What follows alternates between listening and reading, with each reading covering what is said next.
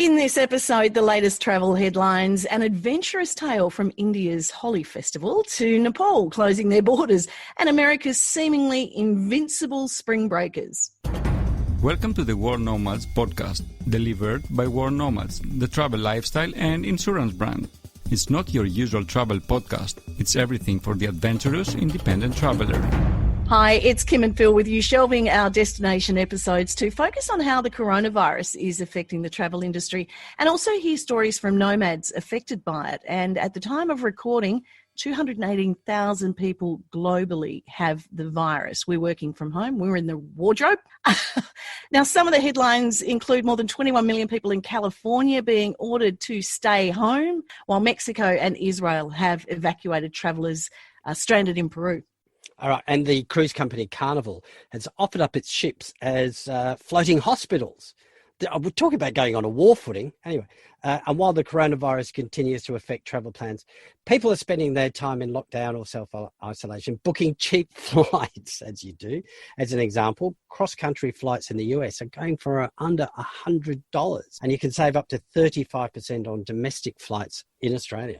Yeah, you might have to book ahead though, because in breaking news, the borders in Australia have been closed. So somebody in Sydney cannot fly to Brisbane. This is all at the time of recording. How quickly does it happen, Phil? I mean, you could be on air all the time doing this, couldn't you? Yeah, live stream with Kim and Phil from the wardrobe. Look, we know governments prefer us to stay at home, just like the Californians we just mentioned earlier, but spring breakers in Florida don't appear too worried about the virus. Whatever happens with the bars being closed. We'll find alternatives. Unfortunately, it does suck that the bars and restaurants are closed, but we'll find ways out for it. It's really messing up with my spring break. What is there to do here other than go to the bars or the beach, and they're closing all of it? It's really messing up. I think they're blowing it way out of proportion. I think it's doing way too much. I mean, it sucks, but we're going to make the best of it. We're enjoying ourselves. This virus ain't that serious. It's more serious things out there like hunger and poverty, and we need to address that. We're just living for the moment. We're just going to do what happens when it happens. When stuff closes, we're going to do it when it closes. Yeah, I mean, we planned this a long time ago, and it was kind of up in the air if we were going to still go. But, we're here. I just turned 21 this year, so I'm here to party, so it's kind of disappointing.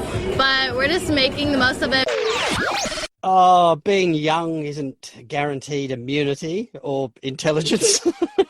In fact, babies are even catching it. To control the coronavirus outbreak in the Netherlands, virtually all restaurants and bars were being ordered to shut their doors until April 6. It's going to be a very thirsty time. But within minutes of the announcement, lines stretched around the block with people stocking up on weed at the cafes to get them through the lockdown. So not worried about toilet paper then? No, just rolly papers. Okay. Are you ready for a story? Yeah, go on. Susie is a travel photographer and was on a photography tour of India and Nepal when everything went into lockdown. Now, This is a cut-down version of her epic adventure. Oh, well, it's been a bit of a saga. I left Australia actually originally on the 1st of February for a couple of months of travel, and I did some travel in Europe and went and took some photos in Norway in the Lofoten Islands. And there were a few murmurings around about a bit of a strange bug going on in China. The only questions that came up through customs and passport control was about travel to China, so nobody was too concerned really. And then I came home at the end of February for a 3-day quick turnaround just to change my Arctic Circle clothes for my India linens and pick up my partner where we were heading to India and Nepal for a month. And the plan was to go to photograph the Holi festivals in India. We headed to a place called Mathura, which is the birthplace of Shiva.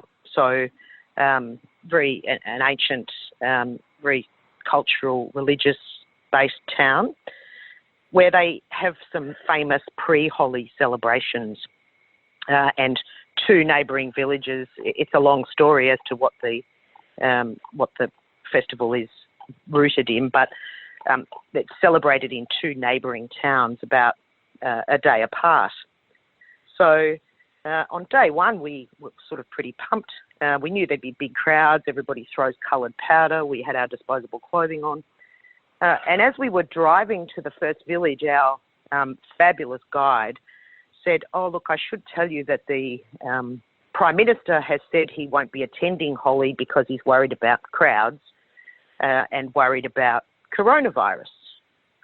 And we went, "Oh, coronavirus, okay. Is it in India?" And they said, no, but everybody in the world seems to be getting a bit worried about it. So we've got some masks for you, and you'll need masks because at Holi, people touch your face. So we put our masks on, and we sort of thought that was all a bit of a novelty, and we were driving along in the car, and I took a very rare selfie because my face was covered and posted it on Instagram saying, "Oh, coronavirus warning, going to the Holi festival, what could possibly go wrong?" And curiously, that was about my last social media communication for about a week because everything went crazy from then on. The Holi festival went really well in terms of coronavirus, but we got caught in a human stampede, unfortunately, when about 10,000 people were stopped by police from moving in one direction.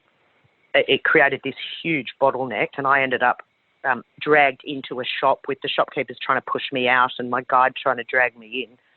The next day, with a mild case of post-traumatic stress disorder, we decided to harden up and attend the festival in the next city because surely that couldn't happen again. And we did that. There was a place called Nandagon where the best photos are to be taken of Holi. Headed off to Varanasi. And while we were there wasn't much talk of corona. We did hear that there was an Italian fellow in Agra, obviously visiting the Taj Mahal, that had tested positive, and subsequently his travelling group, which was 14 Italian people, were taken into quarantine. Undeterred, we soldiered on. We flew to Delhi to head to a place called Chandigarh. And while we were in the air, we landed, the situation was changing, we landed and only to find that the local government or the local police there had closed off the festival, which was essentially the whole town. And our hotel was in the middle of it. So it was closed to foreigners. We couldn't get into our hotel. So we had to hatch a new plan quickly. We got cars. Our amazing guide, four-wheel drives rolled up, and we got into two each in a convoy. And we headed for the next place on our itinerary, which was Amritsar. And then we had some time to fill because of our changed itinerary. So we took a vote, decided we'd head to Jaipur, which is lovely. We first found out that Nepal, where we were headed on the Monday, was closing its borders to foreigners and suspended all visas. So we started then trying to contact airlines. So basically we were all, at that point, stuck there with no relief in relation to our existing tickets, and every airline office was closed for the weekend. We woke up on the Saturday morning and again undeterred thought we'd head for the Taj Mahal, which was still open. We got to Agra and we got to our Radisson hotel and we went up and handed over our passports, and as we were checking in, an advice came through to say that India were closing down all the state borders and checking foreigners and would quarantine foreigners trying to cross into other states. But we needed to get an international flight out. We needed to be in Rajasthan or Delhi. And we needed to be there really quickly and started this race to Delhi. And it felt like being a fugitive. And we got back to Delhi decided we'd go straight to the airport. There were some flights going out with our airlines that night. We weren't confident about getting on them, but we thought we might be able to actually talk to someone from the airlines. Anyway, ultimately we had to just book new fares home. And thankfully everybody was able to manage to do that within 24 hours. We came home via Bangkok thinking, whew, that's over. And the last little piece of icing on the cake was arriving and landing at Melbourne, sitting on the tarmac to have the staff announce, could everybody please take their seat? There's a medical situation on board. 10 minutes later, a man in a health official in a hazmat suit and visor glasses and gown came on board, fiddled around with a lady at the back who we were told unofficially had developed a fever in flight. And they said, okay, you can all get off now. And nobody told us what the upshot of that was, what her situation was, whether we should be tested as a result. Have you exhibited any of the symptoms for coronavirus? It's really hard to know. I think you become a little hypervigilant about them. We may well have it, but we're safe here and we're safe from others. As long as we feel okay, I think we'll stay where we are.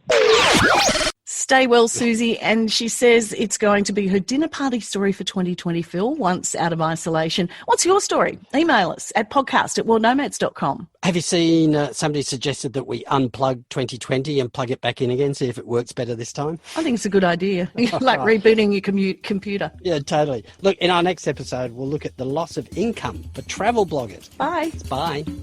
The World Nomads Podcast. Explore your boundaries.